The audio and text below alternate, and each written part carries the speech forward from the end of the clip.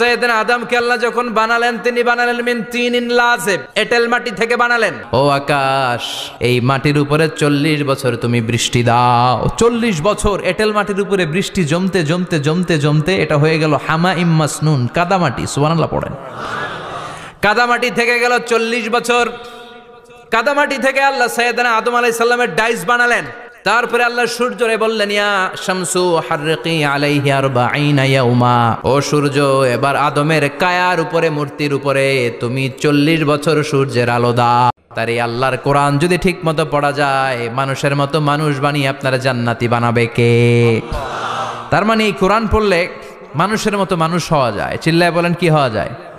সবাই বলেন মানুষের মতো মানুষ হতে চান তো সবাই? সবাই চাই। আসুন দেখি মানুষের নামে সূরায় আল্লাহ কি বললেন, পড়েন। আউযু বিল্লাহি মিনাশ শাইতানির রাজিম, বিসমিল্লাহির রহমানির রহিম। হাল আতা আলাল ইনসানি হিনুম মিনাদ দাহরি লাম ইয়াকুন শাইআম মাযকুরা।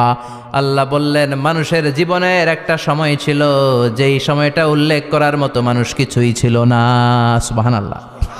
প্রত্যেক মানুষের জীবনে এমন একটা সময় ছিল যেই সময়টাতে উল্লেখ করার মতো সে আসলে কিছুই ছিল না, তার অস্তিত্বই ছিল না, সে জিরো ছিল। তাকে জিরো থেকে হিরো বানিয়েছে কে?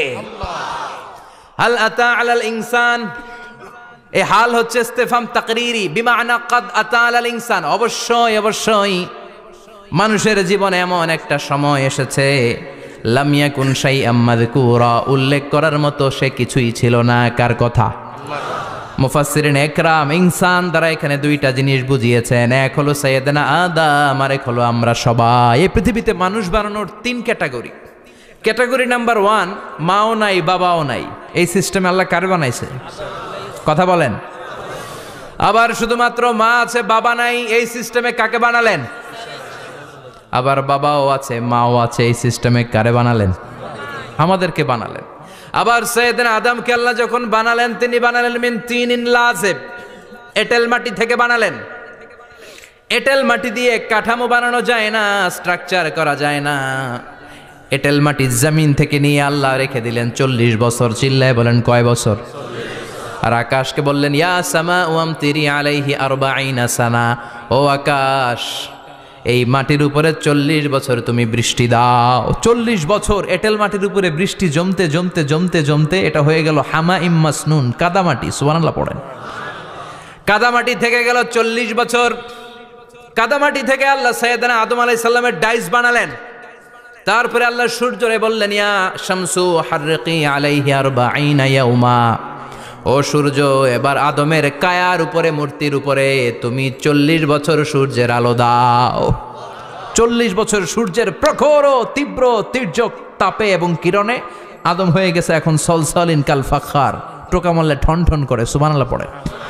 এখনো রুহের ফুৎকার দেয় নাই এখনো, কিন্তু কেটে গেছে 120 বছর। 340 কত? 120 বছর চলে গেল। এই বিশাল লম্বা সময়ে আল্লাহ বললেন, লাম ইয়াকুন শাইআম মাযকুরা, উল্লেখ করার মতো আদম কিছুই ছিল না।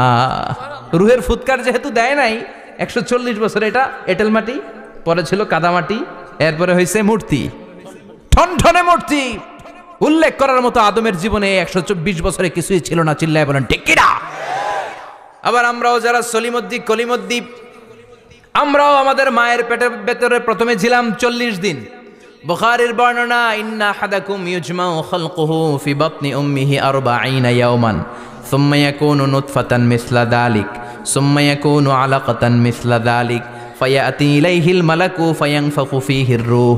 আমরা যারা সলিমদ্দি কলিমদ্দি, আমরা আমাদের মায়ের পেটের ভেতরে 40 দিন ছিলাম নুতফা, এক ফোঁটা বীর্য। তারপরে 40 দিন ছিলাম আলাকা, রক্তপিণ্ড। তারপরে 40 দিন ছিলাম মুদগা, গোশতপিণ্ড। 340 120 দিন। কয় দিন? এই 120 দিনের লম্বা সময়ে লাম ইয়াকুন শাইআম মাযকুরা, উল্লেখ করার মতো আমরা আসলে কিছুই ছিলাম না, কারণ মানুষই তো হয় নাই। ডিফর্ম বেবি, এখনো দেহের আগাগোড়া কিছু হয় নাই। 120 দিন পর ফেরেশতা এসে আমার দেহের মধ্যে ফুৎকার দিয়ে যায়, তখন আমার হার্ট